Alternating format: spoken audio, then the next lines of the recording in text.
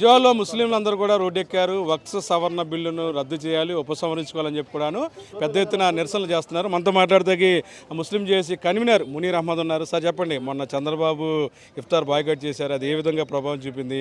మళ్ళా రోడ్లెక్కారు, నల్ల రిబ్బన్లు ధరించారు. మండుటెంట్లో ఉపవాసాలు ఉంటే కూడా ఇటువంటి కర్మ ముస్లింలకు ఎందుకు వచ్చింది? ఏదైతే ఇఫ్తార్ విందు బైకాట్ చేశామో అది విజయవంతమైంది. ఏదైతే సందేశం ఇవ్వాలనుకున్నామో చంద్రబాబు నాయుడు గారి దగ్గరికి చేరింది. అదేవిధంగా నితీష్ కుమార్ గారి దగ్గర కూడా చేరింది. ఈరోజు ముస్లింలు రోడ్డు మీద రావడానికి కారణం గతంలో ఎన్ఆర్సీ సిఏ విషయంలో ముస్లింలపై జరుగుతున్నటువంటి, అదేవిధంగా దేశ ప్రజలపై జరుగుతున్నటువంటి అన్యాయాలను ప్రశ్నించాము. అదేవిధంగా ఈరోజు ముస్లింలపై జరుగుతున్నటువంటి కుట్ర ఏదైతే బీజేపీ ప్రభుత్వం చేస్తుందో దాన్ని నిరసిస్తూ ఈరోజు మేము బ్యాడ్జెస్ కట్టి నిరసన తెలియజేస్తున్నాము. ఇది ఇంతటితో ఆగదు. రేపు పార్లమెంట్లో, రాజ్యసభలో ఈ బిల్లు ప్రవేశపెట్టడం జరుగుతుంది. దీనికి చంద్రబాబు నాయుడు గారు కానీ నితీష్ కుమార్ కానీ వ్యతిరేకంగా ఓటు వేసే వరకు, అదేవిధంగా ఈ బిల్లు ఉపసంహరించుకునే వరకు మేము ఈ ప్రొటెస్ట్ చేస్తూనే ఉంటాము. ఇది అనేక రూపాల్లో ఈ ప్రొటెస్ట్ జరుగుతుంది. ఈరోజు కేవలం రిబ్బన్లు కట్టుకున్నామని మీరు అనుకుంటున్నారేమో, కానీ ఈ బిల్లు కనుక నిజంగా పార్లమెంట్లో బిల్లు పాస్ అయితే మేము అనేక ప్రొటెస్టులకు, జైలు భరో కార్యక్రమాన్ని కూడా మేము చేయడానికి సిద్ధంగా ఉన్నాము. అదేవిధంగా సుప్రీంకోర్టులో కూడా దీనిని మేము ఛాలెంజ్ చేయడానికి సిద్ధంగా ఉన్నాము. ఎందుకంటే రాజ్యాంగం కల్పించిన హక్కు ఇది. రాజ్యాంగంలో పొందుపరిచినటువంటి హక్కుని మేము అడుగుతున్నాము.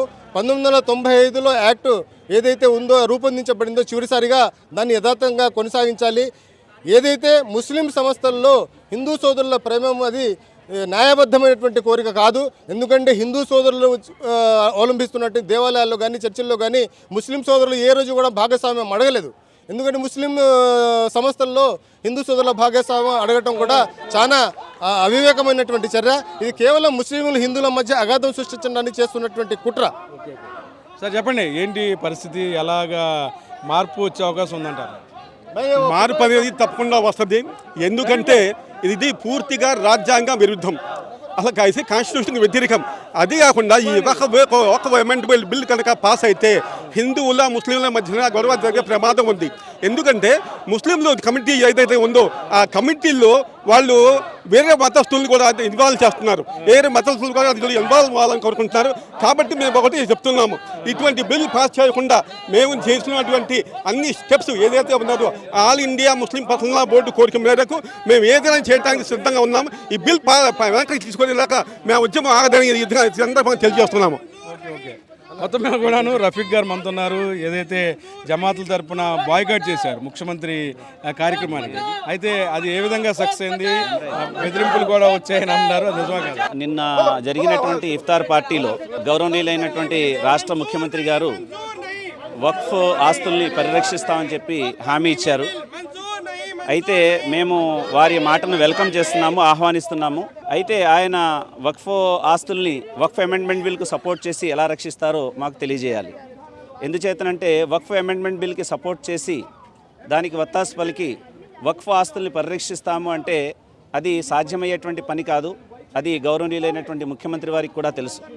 కాబట్టి వారు ప్రజాస్వామ్యవాదులు, లౌకికవాదులుగా, అలాగే ఒక లౌకికపరమైనటువంటి వ్యక్తిగా ఆయన ఒక బ్రాండ్ అంబాసిడర్. కాబట్టి మేము గౌరవనీయులైనటువంటి ముఖ్యమంత్రి గారిని కోరుతున్నాము, రాజ్యాంగబద్ధమైనటువంటి మతపరమైనటువంటి హక్కులు ఏవైతే ఉన్నాయో వాటిని కల్పించే విషయంలో ముస్లింలకు పూర్తిగా మద్దతు తెలపాలని చెప్పి వారిని మేము హృదయపూర్వకంగా కోరుకుంటున్నాము. సార్ చెప్పండి, ఏంటి డిమాండ్? ఉదయం నుంచి ఎండలో కూడా మీరు వక్ఫ్ బిల్లుకి ఉద్యమం చేస్తున్నారు.